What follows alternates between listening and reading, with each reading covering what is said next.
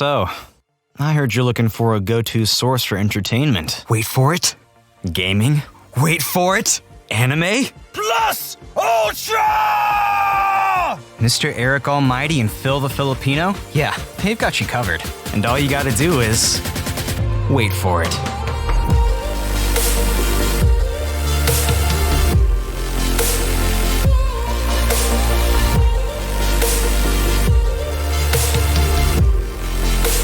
This is the Wait For It podcast. Hey everyone, welcome back to the Wait For It podcast. I am your co-host, Phil Smith, aka Phil the Filipino.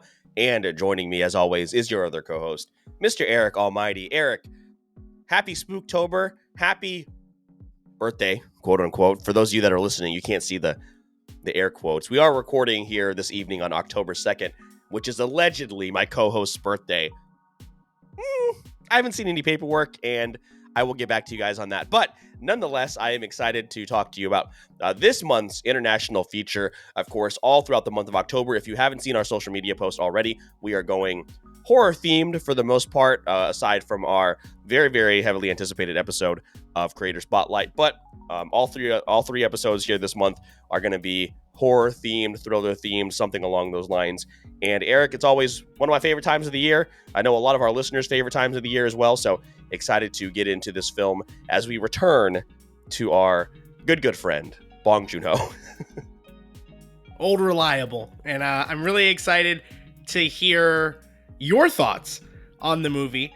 I think we're going to line up pretty closely on this one. I think we're a huge fan of this director's work, and I think there's a lot of positive things to say. But out of all the ones we've watched, this one is interesting.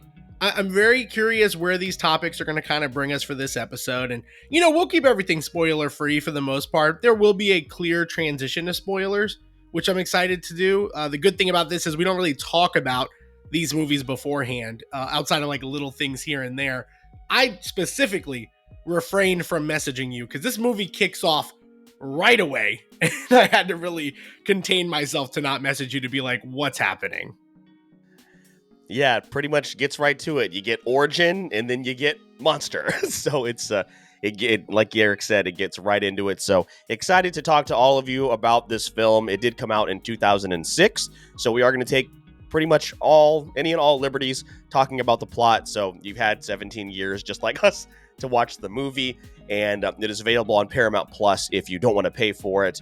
Well, you have to pay for the subscription, but it's also available on other streaming sites if you want to, rent it or buy it. So very excited to talk about this here today. Want to welcome in any brand new listeners that are checking us out for the very first time. And for all of you returning listeners, as always, thank you so much for the continued support. But for any of you that need a little bit of a refresher on what international feature is, Eric will let you know that right now, and then we will jump into this film.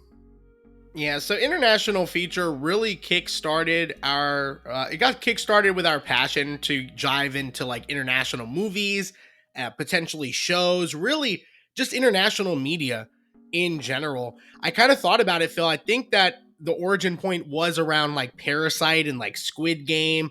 I mean, there was a period between those two films and shows that, it started to really come to the forefront. And we're going back to our roots with a Korean horror film called The Host that came out in 2006, 2007. So we're really dialing it back. But going to one of our favorite directors, we've covered films, talked about Parasite, not on this series, but we did talk about Okja on this series, which is a movie I think it relates to in a lot of ways. So I'm excited to talk about those parallels. And again, we will be talking about the plot freely, but we'll keep any amazing plot details that should be seen for the first time. We'll keep those under wraps until the spoiler warning is issued. Yeah, one thing I definitely came away with here, Eric, is that as far as like the Bong Joon-Ho films that we have watched, I think probably the only major one that is left after this is probably Snowpiercer. So, we'll have that in our back pocket for down the line. We have flirted with that one for quite a while. Yeah, definitely. So it is certainly on our drawing board. But we will, save that for another time. But one thing that I've kind of noticed as far as, Okja, Memories of Murder, Parasite, The Host, they are all in some way, shape, or form their own type of horror. And while it's not horror in the forefront as we see it here in the West, it is a very nuanced and specific type of filmmaking that I would really like to see more. And granted, I'm not actively going out, like we're not participating in Saw Patrol this weekend, guys. Sorry, you won't get a Saw. Well, Eric might do a Saw review eventually, but I'm not seeing Paw Patrol. I don't know if you are, Eric. I don't think so. No Saw Patrol shirts from us. We crossed the line at Barbenheimer. I don't think that's ever going to be topped. So in terms of traditional horror, we're not going to watch a whole lot of that. We are doing Nope next week on Late to the Party. Super excited about that, aside from one very terrifying moment that I know for sure happens in the film. But this is, I think, a type of horror that I would like to see explored more here from filmmakers on our side. And there probably are. I just have to look for them. We just have to seek them out a little bit more, which is nice that we have this platform to do so. Here's what I'll say. I definitely enjoyed this movie, but I think I probably would have enjoyed it more with a little bit more context heading into it. Now, to give you guys a little bit of, behind the scenes of our production this month, we did plan to watch a different movie. It didn't work out the way that we wanted it to. So we slid the host in because, again, it was a movie that had been on our bulletin board for a very, very long time. I think I definitely would have enjoyed it more knowing a little bit more backstory about what this film represents. And as all Bong Joon-Ho films have a very, very layered meaning, right? And I think if I had known that a little bit more going into it, I certainly would have, I think, appreciated it more. Did you come out of that feeling that way? Were you able to do any additional research before we recorded? Because I had like a half hour to kill.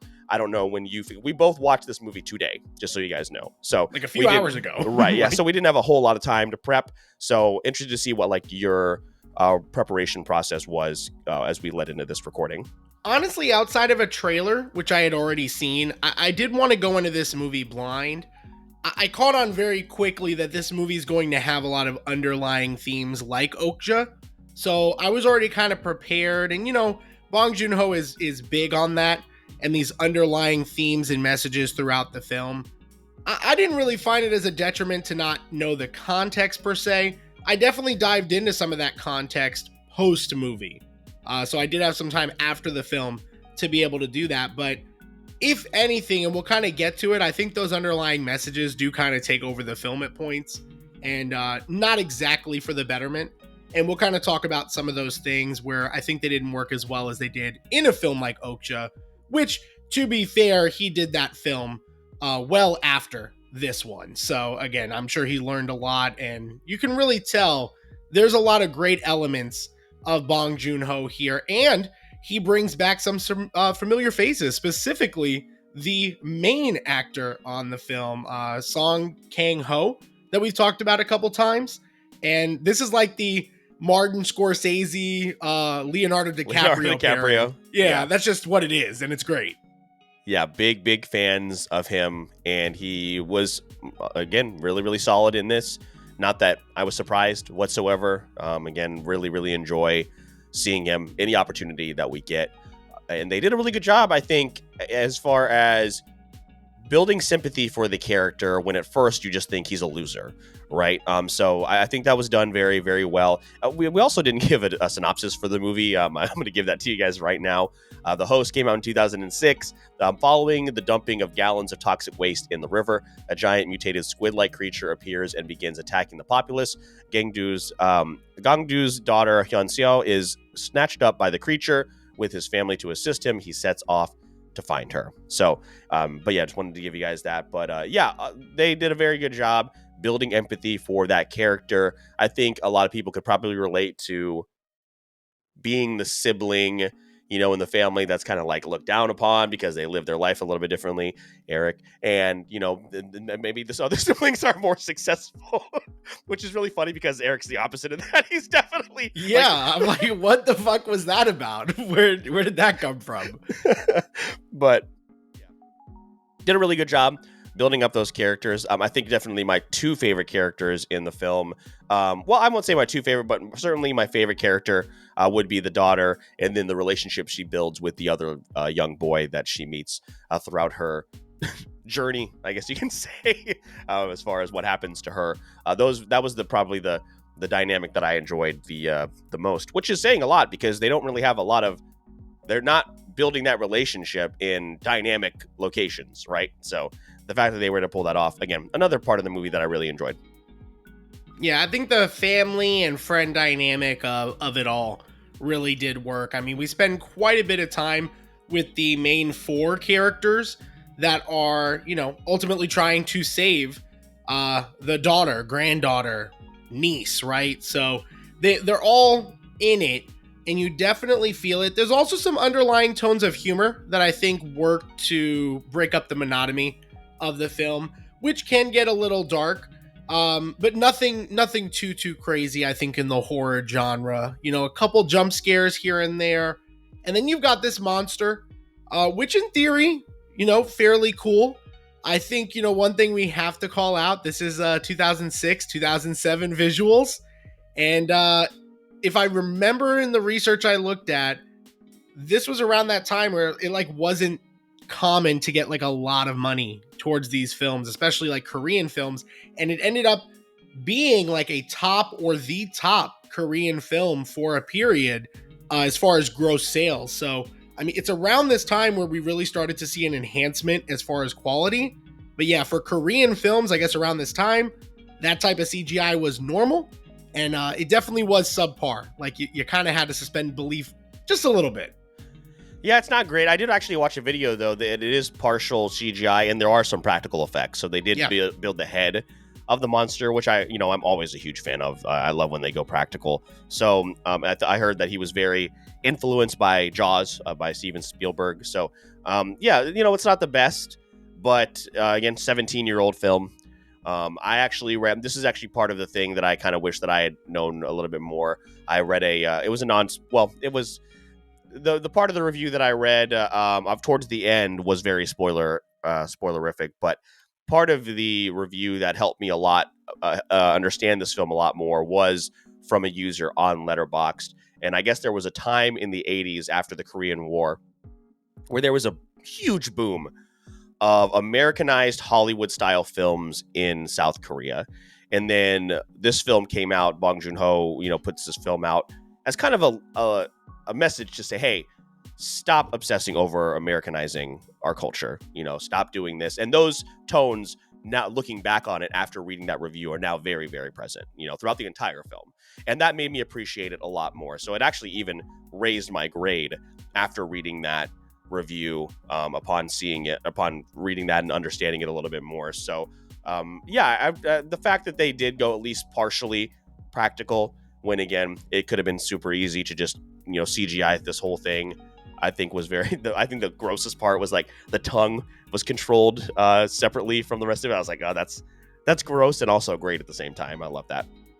Yeah, and then there definitely are really good elements, and I think when we talk about those themes, kind of transitioning into some things that maybe didn't work as well, those themes were really present and helped give a tone to the movie. But there were times where they kind of went off in that direction a little bit too much, or not enough in some areas where it didn't really fit in with the film.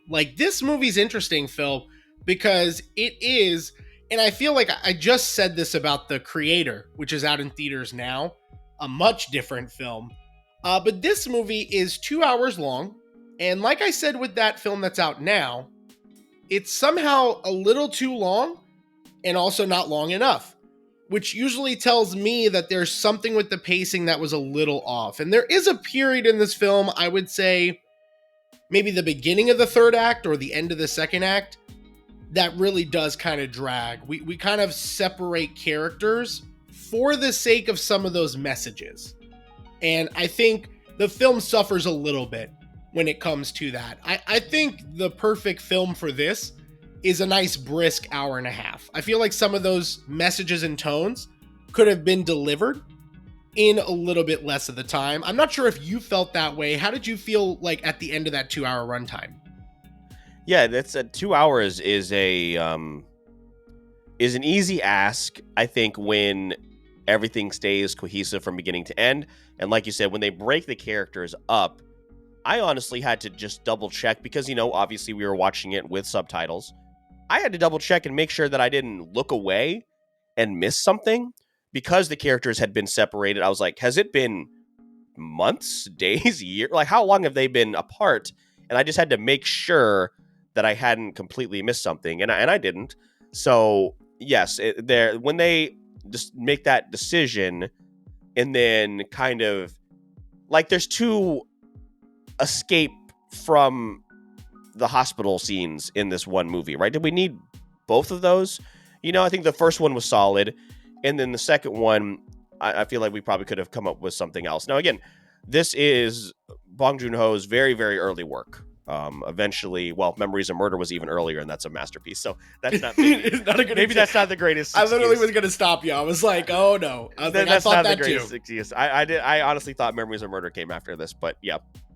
So again, maybe leaning too much into the Americanization Hollywood style of monster movie.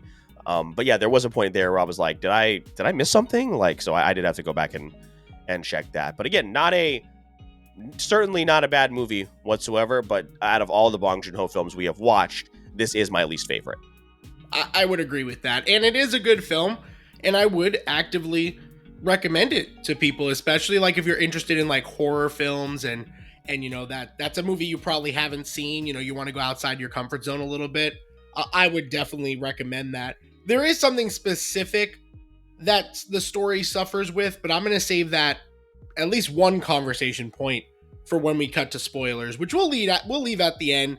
So we'll talk about kind of our grading. We'll talk about how it's been received on like Rotten Tomatoes. And then at the end, we'll talk about that. And I'll circle back to a very important kind of plot and character piece that didn't land with me, that did affect my score. So with that being said, Phil, a lot of great things about this movie. I think we both are in agreement. Our least favorite from this director, but it's impressive that this is the least favorite one that we have. Like, compared to other movies, it's definitely right in the middle category. Like, it is a fine film.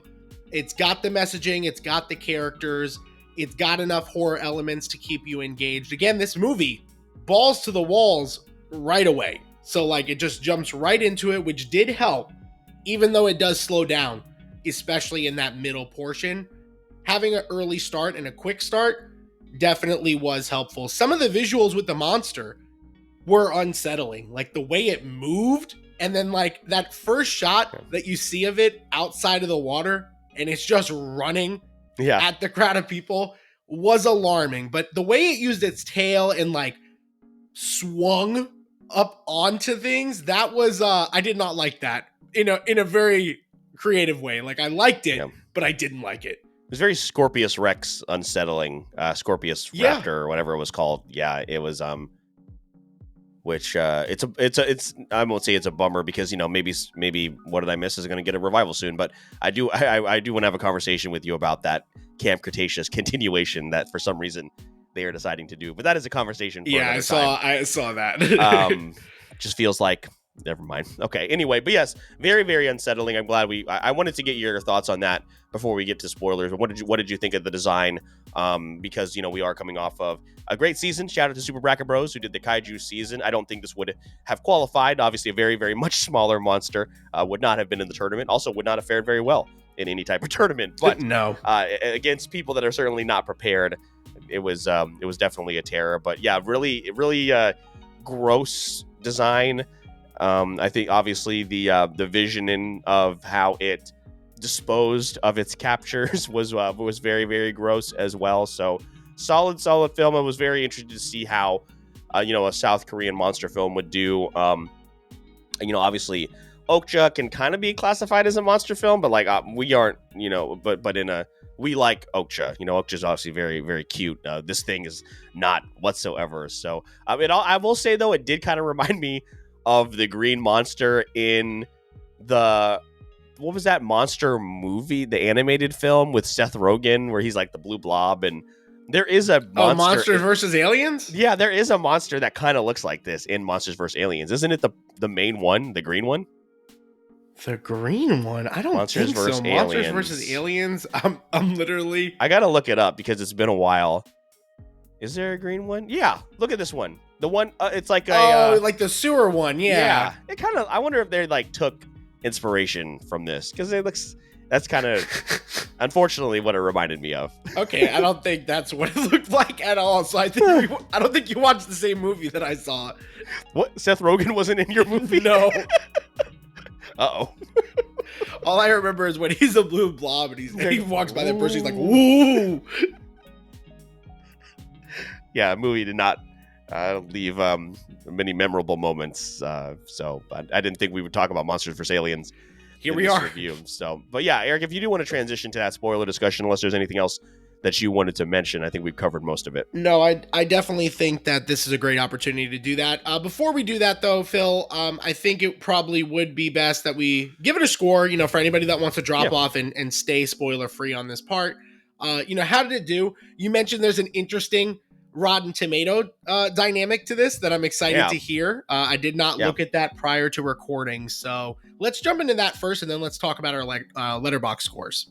Yeah, really interesting. So 93% certified fresh on the tomato meter as far as critics, 72% audience score.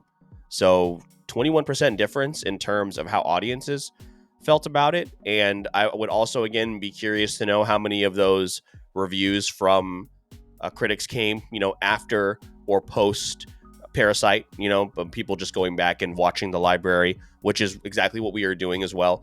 So yeah, mixed reviews when it comes to the audience score, but still positive. 72% is not necessarily bad. And then Letterboxd score, the average Letterboxd grade for the host is 3.8 stars out of 5. So that is where people sat. I ended up giving this a 3. Eric, out of 5. I was sitting at a 2.5, which again is just an average film.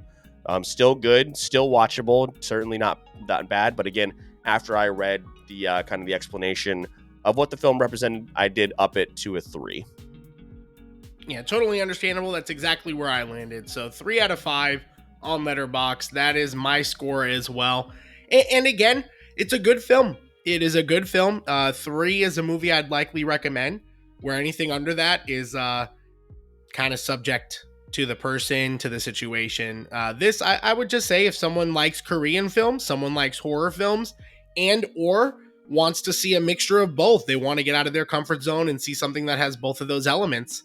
This is a great international feature and a good film in itself to recommend. So with that being said, this is our official spoiler warning. This part really won't be too long, so I think if you probably skip a few minutes ahead, you'll probably be safe. But Phil, there's one thing I want to talk about specifically. So to our audience, you have been warned.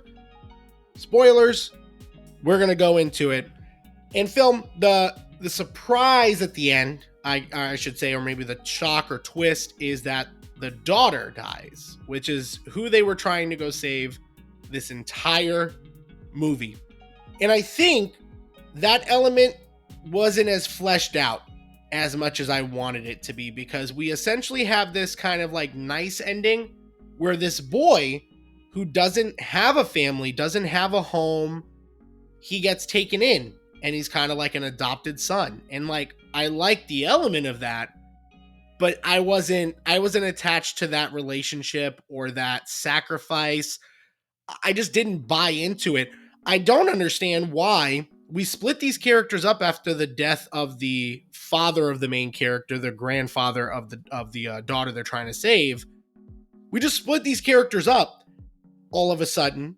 One of them gets knocked out. 2 of them get knocked out for a while the main character breaks out of the hospital for, second time. Again.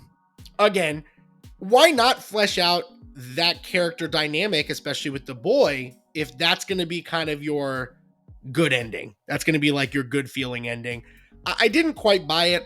And then throughout the entire film, and this is kind of my last point on this with the daughter, it felt like they had a lot more important things to do than to just go find her. Like, it just felt like there was just a lot of things happening, a lot of slow points where they just weren't going to look for her. And I know the main character is like presented as kind of a shit dad.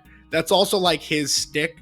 When we watch him in some of these films, he plays a great shit dad. He's not. But I hope he's a good dad in real life. He must be an excellent. He must be an excellent dad in real life. Probably, if he is one. But again, I just thought all those elements didn't quite work. And instead of those character moments being built, that's kind of to emphasize my point earlier.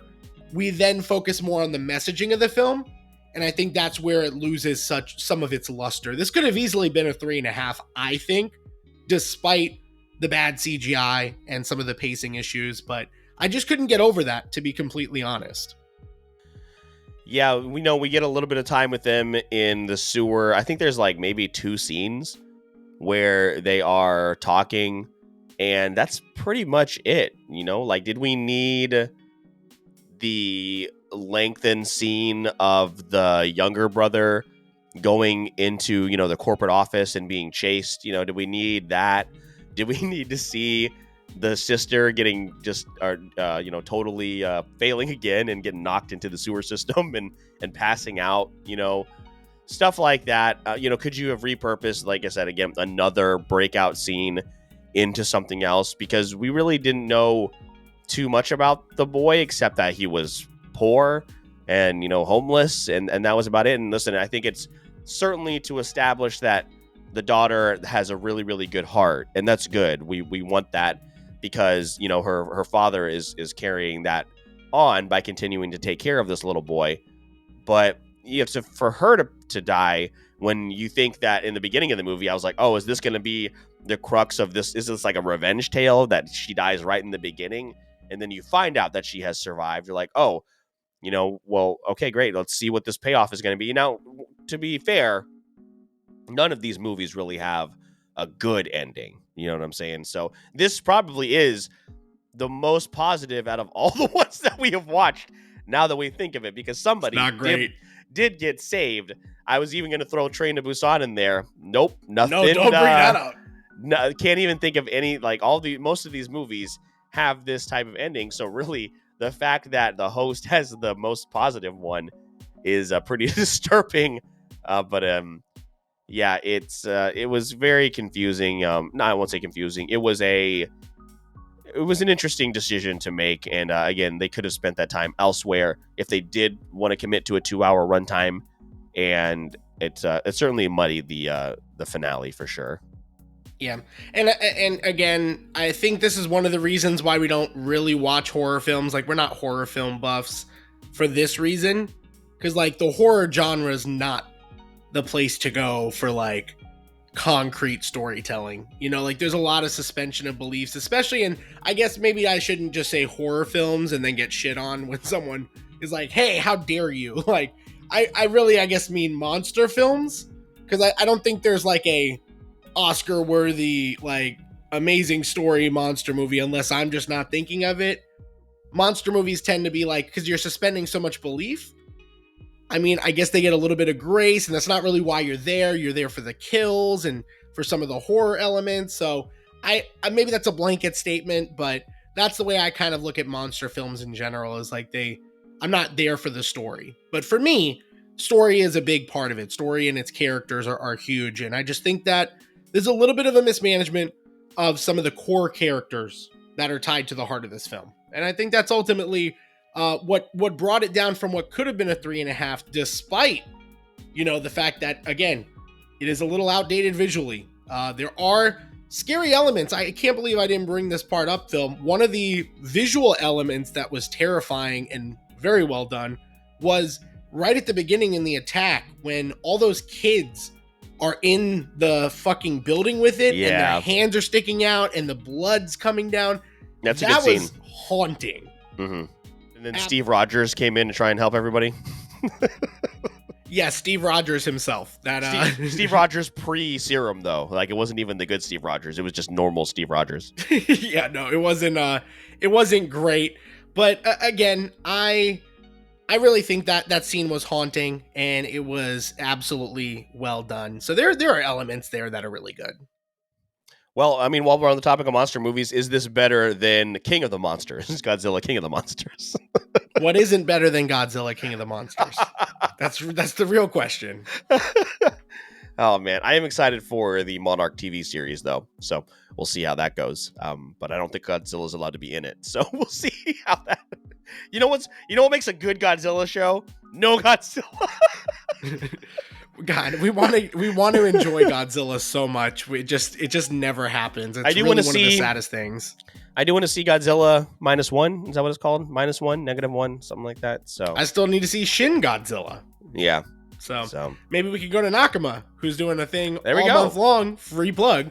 Doing a thing all month long with horror films. I think I saw Shin Godzilla was on there. If I remember correctly. I think the night before Halloween. So October 30th. Wait for it. Hangout. Maybe we'll go to Nakama and have some pork. Oh man, that sounds so good. Right now. Sounds so good. Let's go tonight. All right, guys. Well, I think we have covered the host. Again, we certainly recommend the film. Just go into it for those of you that are still here that stuck around for the spoiler part. Go into it with an open mind. Obviously understand it was made in a very interesting time for South Korean film. And, a lot of those messages, I think, were certainly very hit, but there are also some misses in this as well. And saying that this is the worst Bong Joon-Ho movie and still giving it a 3 out of 5 is pretty impressive. So, Snowpiercer, you're up next. We're coming for you eventually, and we will go from there. But want to thank all of you for checking out this episode. Make sure you come back next week for Late to the Party, as we will be watching Nope, which I'm super excited to check out. And also, if you want to find all the rest of our content, click that Linktree link in the show notes. You'll find all of our social media pages, most importantly, TikTok and Instagram, where you can find a lot of updates. If you want to support the show a little bit more, you can do a couple things. You can head on over to Spotify or Apple Podcasts. Leave that 5-star review. It is a great way to let those specific podcast outlets know that we are doing a good job and that we deserve a little bit more attention. And the second way, Eric will actually go over with you right now. Yeah, you can go directly to our Buzzsprout website, which is also in that link tree, and you can support us directly there financially, or you can send those finances over to Patreon and get some exclusive perks where patrons like Breyer and Stefan are supporting the show there, getting early access to episodes, exclusive clips and videos, and much, much more that we plan to build on that platform as we go through. But if you're not able to support us in that way, you can always leave a like, a comment, share our content, and we also have a Discord that you can actively join through that link as well. So many ways to engage with the podcast. We are going to be doing some big things as we wrap up the year, and especially for 2024 is going to be a big year for the show. We're excited to have you on board. And don't forget that we release episodes every Wednesday here on the podcast, and bonus content on platform like TikTok. And all you have to do is wait for it. So, I heard you're looking for a go-to source for entertainment. Wait for it. Gaming? Wait for it. Anime? Plus Ultra! Mr. Eric Almighty and Phil the Filipino? Yeah, they've got you covered. And all you gotta do is wait for it.